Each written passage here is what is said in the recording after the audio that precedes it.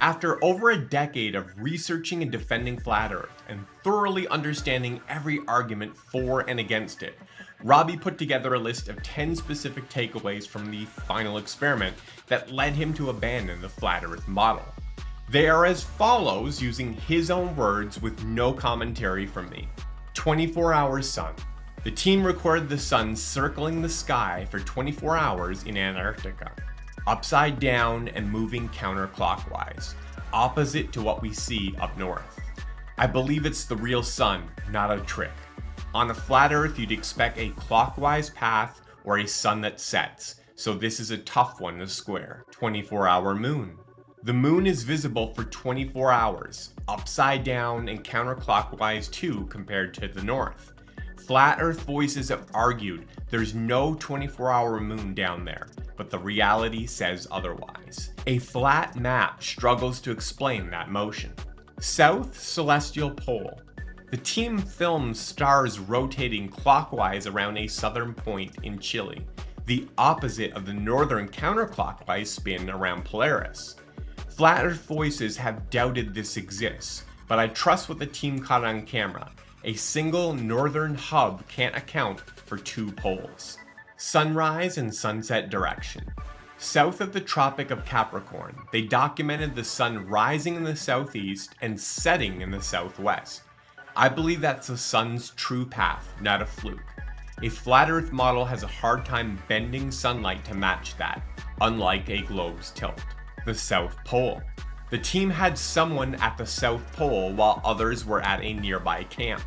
Flat Earthers claim it's not real, but I'm going with the team's account. A flat Earth doesn't have room for one southern point, it's all edges. Distance between meridians. They measure longitude lines in Chile and Antarctica, showing them closer together south of the equator. I trust their numbers. On a flat Earth, those lines would widen outward, not shrink, making this a real puzzle for that view. Southern Hemisphere flights. The team confirmed non-stop flights like Chile to Australia exist. Many have said they don't, but the evidence disagrees. Flights from New Zealand, South Africa, and South America reach the South Pole in similar times. I believe they're real. A flat Earth can't collapse those distances so neatly. Crossing Antarctica. They learned from staff that people have crossed Antarctica, showing it's a continent, not a wall. I'm taking the staff's word over doubts from the community. A flat Earth's endless ice barrier or shoreline doesn't align with that kind of journey. Weight variation. The team found that things weighed differently in Antarctica due to gravity shifts, as predicted. I'm convinced it's legit physics, not a ruse. A flat Earth doesn't vary weight like that. A globe's shape does. Shadow measurements. They filmed 360-degree shadows from a 24-hour sun. I believe it's the sun casting them, not some illusion. Flat Earth shadows wouldn't circle like that. They'd stretch or vanish under a dome. Robbie wrapped up his reflections with this statement. These 10 points make it incredibly tough to hold onto a flat Earth, especially the literal biblical model with a dome where everything orbits Polaris.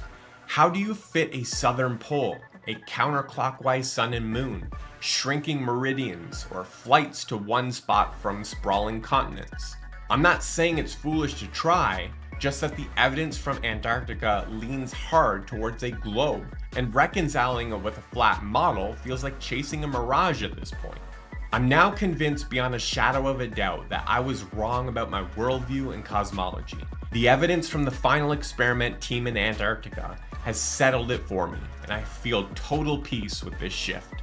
Don't stop here. Finish the video on YouTube to learn even more about this topic.